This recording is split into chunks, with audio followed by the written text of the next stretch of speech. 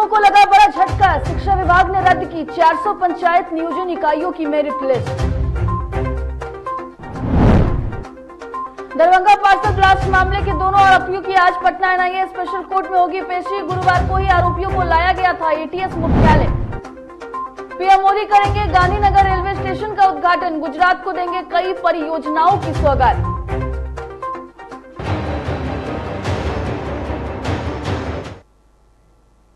नमस्कार, डीटीवी भारत में आपका स्वागत है। मैं हूं पूजा वर्मा। शुरुआत करते हैं खबरों की। शिक्षा विभाग ने जिन 400 पंचायत नियोजन इकाइयों की काउंसलिंग को स्थगित कर दिया था, उन सभी नियोजन इकाइयों की मेरिट लिस्ट को भी रद्द कर दिया गया है। विभाग ने इन सभी इकाइयों की मेधा सूची त्रुटिपूर्ण मानते हुए उन्हें रद्द किया है। इन पंचायत नियोजन इकाइयों में गड़बड़ियों को दूर करते हुए अगले राउंड में नियोजन का निर्णय लिया गया है। शिक्षा विभाग ने गुरुवार को प्रेस नोट जारी कर यह जानकारी दी है।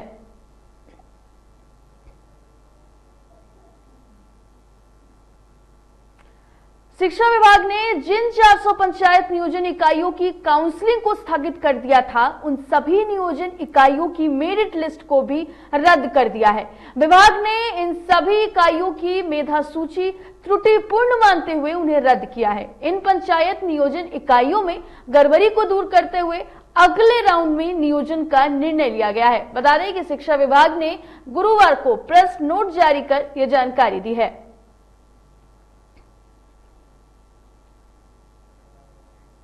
कोरोना काल को लेकर स्कूल बंद हैं और सरकार ने बच्चों को मिड डे मील भोजन के बदले राशन देने का निर्णय लिया है, जबकि कैमूर में कई स्कूल ऐसे हैं जहां अभी तक राशन वितरण नहीं किया गया है। ताजा मामला मोहनिया के अमरपुरा उत्क्रमित मध्य विद्यालय का है, जहां स्कूल में राशन नहीं मिलने से अभिभावकों ने जमकर हंगामा किया। अभिभावकों का कहना था कि उनके बच्चों को स्कूल में राशन नहीं दिया जाता है, तो वहीं स्कूल के शिक्षक इस मामले पर कुछ भी बोलने से बच रहे हैं।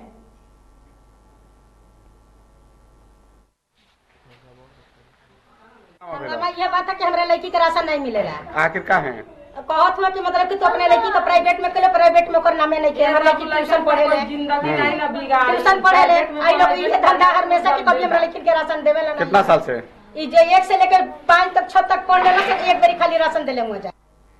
दरभंगा पार्सल ब्लास्ट मामले में हैदराबाद से पकड़े गए दोनों भाई मोहम्मद इमरान मलिक और मोहम्मद नासिर मलिक की आज पटना एनआईए के स्पेशल कोर्ट में पेशी होगी। आपको बता दें कि गुरुवार को दोनों आरोपियों को लेकर एनआईए की टीम गुरुवार की शाम दिल्ली से पटना पहुंची थी, जिसके बाद दोनों को कड़ी सुरक्षा के बीच पूरी रात एटीएस मुख्यालय में रखा गया।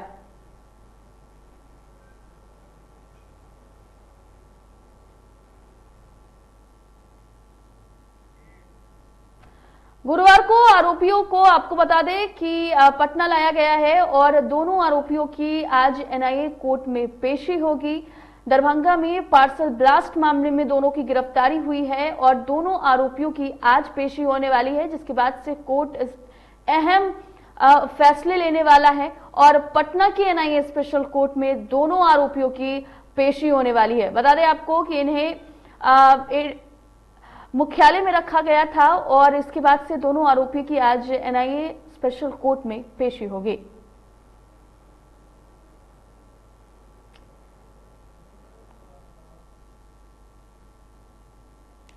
तो दोनों आरोपियों की कोर्ट में पेशी होगी आज। आपको बता दें कि एनआईए की स्पेशल कोर्ट में पेशी होगी। दरभंगा पार्सल ब्लास्ट में इन दोनों की जो गिरफ्तारी है वो हुई थी और उन्हें कल आपको बता दें कि पटना लाया गया है, जिसके बाद से उन्हें एटीएस मुख्यालय में रखा गया था और आज एनआईए की स्पेशल कोर्ट में दोनों की पेशी होने वाली है। नक्सलियों के खिलाफ चलाए जा रहे अभियान के तहत औरंगाबाद पुलिस को उस वक्त एक बड़ी सफलता हाथ लगी जब भाकपा माओवादी का सब जोनल कमांडर अनिल यादव उनके हत्थे चढ़ गया। गुप्त सूचना के आधार पर एसएसबी और बंदेया थाना की पुलिस ने कार्रवाई करते हुए सिमर हुआ गांव से उसे गिरफ्तार किया है। उसके पास से एक देसी बंदूक और 7 कारतूस भी बरामद हुआ है। आपको बता दें कि लंबे समय से पुलिस को नक्सली की तलाशी थी।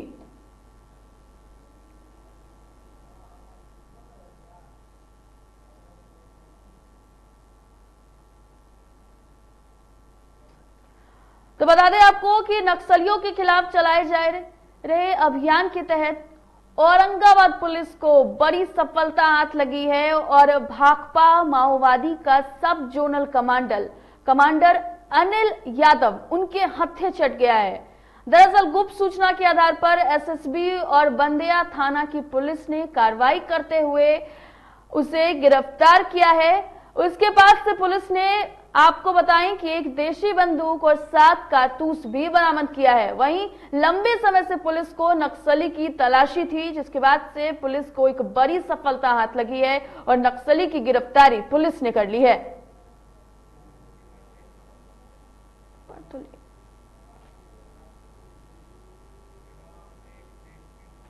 पटना जिले के मोकामा नगर थाना क्षेत्र में बेखौफ अपराधियों ने रेलवे इंजीनियर को गोली मार दी। वहीं गोली लगने से रेलवे इंजीनियर पंकज सिंह की मौत हो गई। बताया जा रहा है कि पंकज अपने काम से घर वापस लौट रहे थे, तभी उन्हें गोली मार दी गई। वहीं घटना की सूचना मिलते ही मौके पर हाथीदह और मोकामा पुलिस पहुंची है। फिलहाल पुलिस का कहना है कि वो मामले की जांच कर रही है।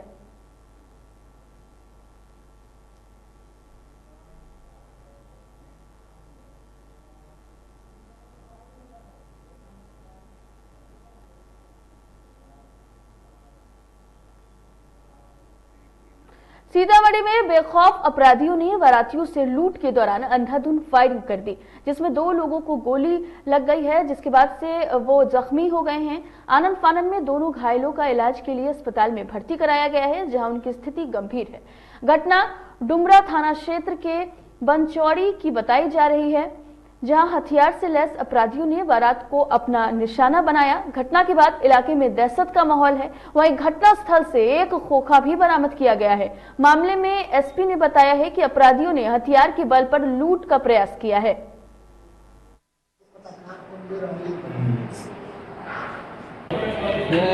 आप जा किस चीज से रहे? हम बाइक से जा रहे थे, साइकिल से। तो क्या हुआ आपके साथ? जा रहे थे ना, तो हाला हुआ तो हो रहा था, छीना है। हम जा रहे थे पैसा ला, पूरा पैसा भरे, तो उसी में अब लाइट बड़ा है ना, तो वो देख लिया कि वो बार रहा है, तो मार दिया है।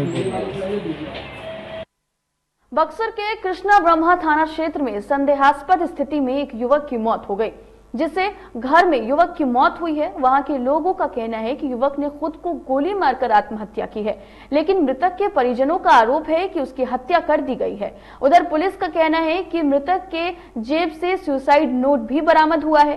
थाना अध्यक्ष के मुताबिक मामले की जांच की जा रही है।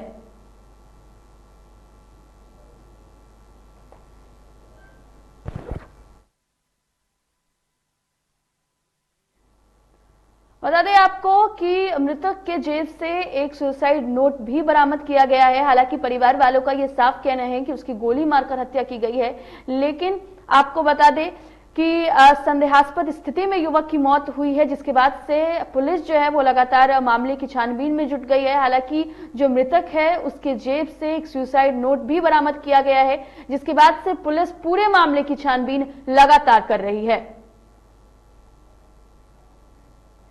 जहानाबाद के बीघा गांव बाजार में जानवर चरा रहे एक युवक के ऊपर हाई वोल्टेज बिजली का तार टूटकर गिर गया। आनंद फानन में उसे सदर अस्पताल लाया गया, जहां डॉक्टरों ने उसे मृत घोषित कर दिया। वह घटना से मृतक के परिजनों का रो रो कर बुरा हाल है।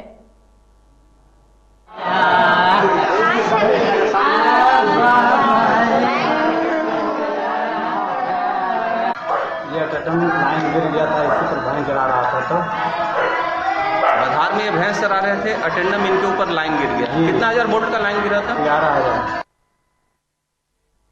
नालंदा के सोहसराय बाजार पौष इलाकों में दिन दहाड़े हथियार से लैस अपराधियों ने सलून दुकान के अंदर घुसकर गोलीबारी की घटना को अंजाम दिया और फरार हो गए। सलून दुकान के अंदर शख्स फोल्डर बाल कटवा रहा था। इस दौरान मामूली सी कहासुनी को लेकर 3 की संख्या में हथियार से लैस कुछ ही दूर पर उसे गोली मारकर भाग गए। इतना ही नहीं, कहासुनी के दौरान इन लोगों ने युवक की गर्दन पर उस तरह से हमला भी कर दिया। गोली की आवाज सुनकर आसपास के लोग इधर उधर भागने लगे।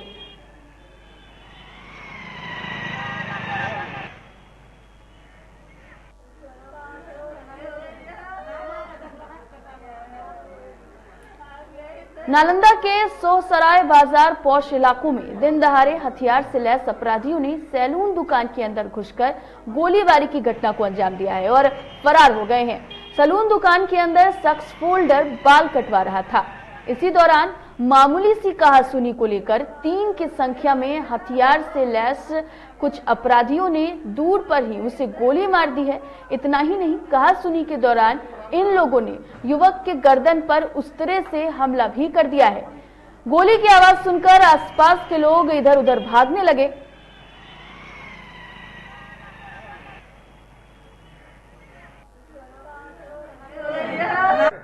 किसी ने अचानक घुस करके गोली मार दिया हो। क्या मैटर था? मैटर तो क्या है ये तो पता नहीं है, क्या बात है अंदरूनी क्या बता। पहचानते हैं क्या? नहीं, कोई पहचान नहीं। फाइल कहाँ कराने वाला था? लोगानी का। हम लोग सोच रहे कृष्णा नगर का मेरा भाई चचेरा। अच्छा, वो अपना चचेरा भाई। मारने वाला लड़का कोई पता नहीं है कहाँ का। समस्तीपुर में शादी समारोह में मारपीट का सीसीटीवी फुटेज सामने आया है। असामाजिक तत्वों के द्वारा खाटू श्याम बिहारी मंदिर में शादी समारोह के दौरान मारपीट की गई। मारपीट में 3 लोग गंभीर रूप से जख्मी हैं, जहां तीनों जख्मी का समस्तीपुर सदर अस्पताल में इलाज चल रहा है। जिसके बाद पीड़ित पक्ष के द्वारा नगर थाने में आवेदन दी गई है, जिसके बाद पुलिस मामले की छानबीन में जुटी है।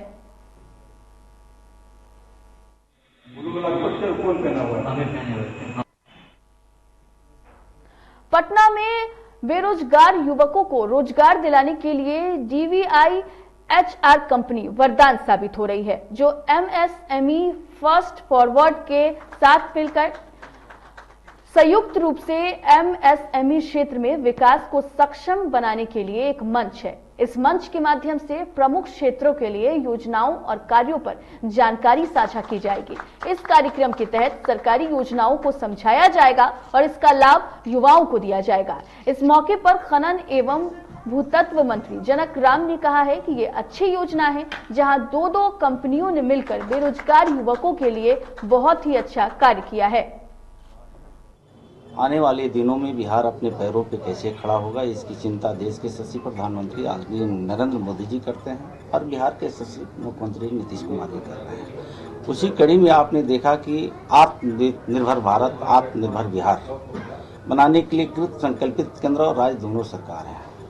और ये सरकार आत्मनिर्भर भारत हम कैसे बनेंगे, चर्चा किया जाए तो घंटों इसमें समय लगेगा, लेकिन बिहार प्रदेश के नौजवान हर क्षेत्रों में अपने कहने के को तो हम 21वीं सदी में जी रहे हैं, लेकिन बिहार के अभी भी कुछ ऐसे जिले हैं जहां विकास कोसों दूर है और उसमें ही एक जिला है लखीसराय। लखीसराय पर अगर बिहार सरकार ध्यान दे तो ये पर्यटकों के लिए काफी कारगर साबित हो सकती है। देखिए ये खास रिपोर्ट।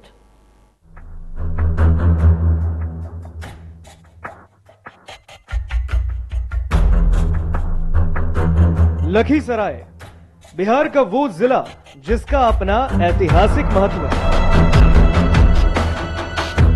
पाल वंश की राजधानी रहा लखीसराय साधु संतों के अध्ययन का केंद्र रहा है।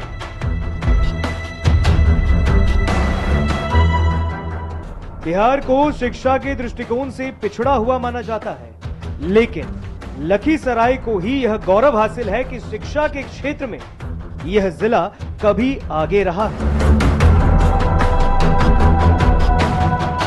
3 जुलाई 1994 को इस जिले का गठन हुआ। पहले यह मुंगेर जिले के अंतर्गत आता था। पर्यटन के लिहाज से भी लखीसराय बहुत महत्वपूर्ण है।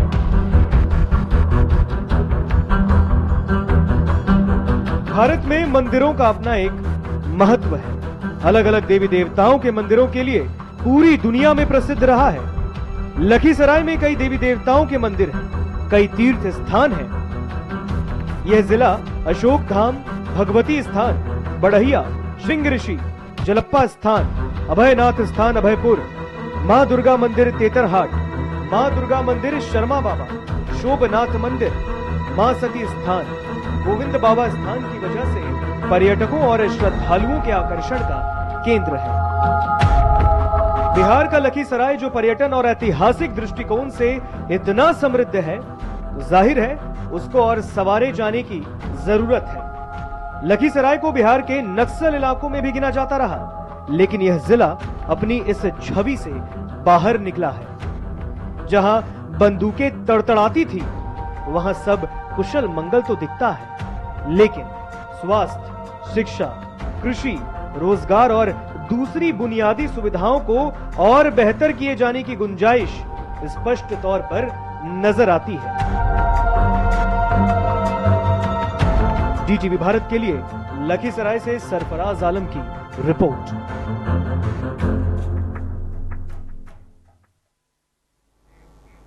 राज्य के कई जिलों में लोग उमस भारी गर्मी से परेशान हो रहे हैं। ऐसे में जल्द ही लोगों को गर्मी से छुटकारा मिलने वाला है। दरअसल मौसम विभाग ने 16 और 17 जुलाई को राज्य के मैदानी, निचली पहाड़ियों और मध्य पहाड़ियों में भारी बारिश, गरज चमक के साथ भारी बारिश को लेकर येलो अलर्ट जारी किया है। वहीं 18 और 19 जुलाई को मैदानी, निचली पहाड़ियों और मध्य पहाड़ियों में बहुत भारी बारिश, गरज और बिजली गिरने को लेकर ऑरेंज अलर्ट भी जारी किया गया है।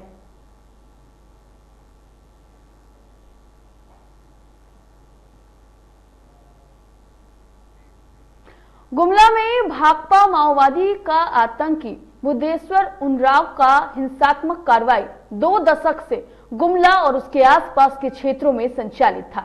यह खुलासा उसकी मौत के बाद पुलिस के रिकॉर्ड में दर्ज मामलों से हुआ। उसके खिलाफ साल 2002 में झारखंड के कई जिलों के विभिन्न थाना क्षेत्रों में उग्रवादी हिंसा, हत्या, पुलिस पर जानलेवा हमला, बारूदी सुरंग विस्फोट, पुलिस मुठभेड़ सहित 80 मामले दर्ज हैं। 20 साल से आतंक का एक अध्याय समाप्त हो गया, जब 15 लाख का इनामी आतंकी बुद्धेश्वर उरांव ढेर हो गया। सब जोनल कमांडर के मारे जाने के बाद से व्यवसायियों में खुशी है। तो बता दें आपको कि 20 साल से जिसका आतंक पूरे झारखंड में था, उसके बाद से अब पुलिस ने उसे ढेर दिया है और उसे ढेर कर दिया है, जिसके बाद से जो लोग हैं, व्यवसायी हैं, उनमें खुशी की लहर है। इन पर अकेले 80 मामले दर्ज थे, जिसके बाद से झारखंड पुलिस को एक बड़ी सफलता हाथ लगी है। तो 15 लाख का इनामी आतंकी बुद्धेश्वर उरांव ढेर कर दिया है पुलिस ने उसे, और 20 साल से जिसका आतंक था और जिस आतंक के साये में लोग जीने को विवश थे, अब उस आतंक का नामो निशान मिट चुका है। लोग जो है वो खुश हैं। ये द्वारा पुलिस को लक्षित करते हुए जो आईईडी का विस्फोट किया, उसमें हमारा एक श्वान शहीद हो गया और हमारा एक जवान बुरी तरीके से इंजर्ड हो गया। लेकिन फिर भी यहाँ का जनता के लिए भलाई को सोचते हुए हम लोग हमारा अभियान को जारी रखा, और इसी क्रम में एक ग्रामीण के द्वारा भी इनके ईडी के चपेट में आ गया, उनका भी मृत्यु हो गया। फिर जब आज हम फिर इनके इन्फॉर्मेशन के आधार पर हम कोचागानी के इलाका पर इनके ऊपर रेड मारा। रेड के क्रम में जब हम लोग सुबह के टाइम में आगे निकल रहा था, इनके द्वारा इनके दस्ता के द्वारा हम लोगों को लक्षित करते हुए गोलीबारी किया। पुलिस के द्वारा इसको सरेंडर करने के लिए बोला गया, लेकिन ये लगातार गोलीबारी किया, और बचाव के लिए पुलिस के द्वारा भी उनके ऊपर गोली चलाया। और सर्च अभियान के क्रम में वर्दी पहन के AK-47 के साथ एक व्यक्ति का डेड बॉडी मिला। इस खबर पर ज्यादा जानकारी के लिए हमारे साथ अजीत सोनी फोन लाइन पर गुमला से जुड़ गए हैं। अजीत, आपसे जानना चाहेंगे कि 20 साल से आतंकी का खौफ था पूरे झारखंड में, लेकिन अब उसे ढेर कर दिया गया है। जी बता दूं कि कुरुंगा थाना क्षेत्र के सीमावर्ती जंगल में सुरक्षा बल के द्वारा लगातार अभियान चलाया जा रहा था। हालांकि इस दौरान सुरक्षा बलों ने हाईकोर्ट नक्सली को मार गिराने में सफलता अर्जित किया है। इसे पुलिस बड़ी उपलब्धि मान रही है। नक्सली की बात करें तो माओवादी के सब जोनल कमांडर बुद्धेश्वर उरांव के दस्ता लगातार जंगल में मूवमेंट कर रहा था। पुलिस को लगातार इसकी सूचना मिल रही थी, और तीसरे दिन मुठभेड़ में सब जोनल कमांडर बुद्धेश्वर उरांव, जो 15 लाख का इनामी था, आखिर 20 वर्षों से चल रहा लाल आतंक का अध्याय आज समाप्त हो गया है। मुठभेड़ में पुलिस ने हाईकोर्ट नक्सली को ढेर कर दिया है। इसके साथ भारी मात्रा में सामान भी बरामद पुलिस ने किया है। वहीं हाईकोर्ट नक्सली की मारे जाने से लोगों में खुशी है, खासकर व्यवसायी और ठेकेदार लेवी के जो पैसे देते थे अब राहत की सांस ली है। बता दें कि नक्सली के ऊपर 80 आपराधिक मामले दर्ज हैं। वहीं सभी संबंधित एरिया को हाई अलर्ट कर दिया है। इधर एसपी ने नक्सली के विरुद्ध में ऐलान किया है और कहा है कि नक्सली या तो सरेंडर करे और सरेंडर पॉलिसी को लेने की बात कही है और नहीं तो मुठभेड़ के दौरान मार गिराने की भी बात कही है। फिलहाल नक्सली की टोर में पुलिस सीमावर्ती जंगल में अभियान चला रही है। आज चौथा दिन भी पुलिस जंगल में डटी हुई है। हालांकि सभी सीमावर्ती एरिया में पुलिस हाई अलर्ट है। अभी भी नक्सली के शीर्ष नेता जो और कुछ जो बचे हैं उनकी टोर में पुलिस अभियान चला रही है। जी अजीत, बहुत बहुत धन्यवाद आपका तमाम जानकारी के लिए। बोकारो में विस्थापित संघ ने ढोल नगारों के साथ विरोध प्रदर्शन किया है। बता दें आपको कि बोकारो इस्पात संयंत्र में नियोजन की मांग को लेकर विस्थापित संघ ने एडीएम बिल्डिंग का घेराव किया। प्रदर्शनकारियों का कहना है कि वो लगातार बात कर रहे हैं लेकिन उनकी बातें नहीं सुनी जा रही है, जिसको लेकर प्रदर्शनकारियों का कहना है कि अब वो आर पार की लड़ाई लड़ेंगे।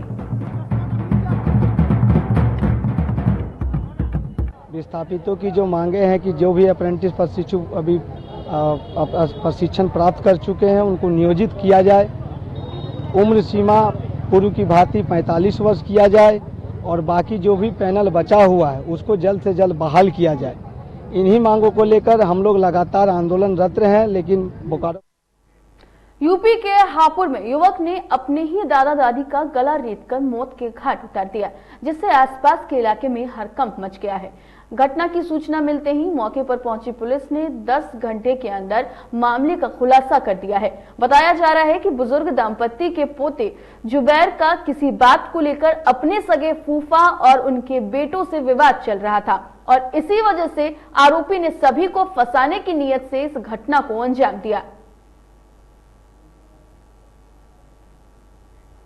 प्रधानमंत्री नरेंद्र मोदी शुक्रवार को अपनी जन्मभूमि गुजरात को कई सौगात देने वाले हैं। आज पीएम मोदी डिजिटल तरीके से शाम 4 बजे गुजरात में कई रेल परियोजनाओं का उद्घाटन करेंगे। इस दौरान वे 1100 करोड़ के प्रोजेक्ट लॉन्च करेंगे। इसके अलावा एक्वेटिक्स, रोबोटिक्स गैलरी और नेचर पार्क भी जनता को समर्पित करेंगे। इस दौरान जो सबसे ज्यादा खास रहेगा वो ये कि देश के पहले पुनर्विकसित गांधीनगर कैपिटल रेलवे स्टेशन का उद्घाटन होगा। पब्लिक प्राइवेट पार्टनरशिप के तहत पुनर्विकसित इस रेलवे स्टेशन में सुविधाओं की भरमार है। इसके अलावा वडनगर के उस रेलवे स्टेशन का भी उद्घाटन करेंगे जहां वो चाय बेचा करते थे। फिलहाल खबरों में इतना ही। बने रहे डीटीवी भारत के साथ। मुझे दीजिए इजाजत। नमस्कार।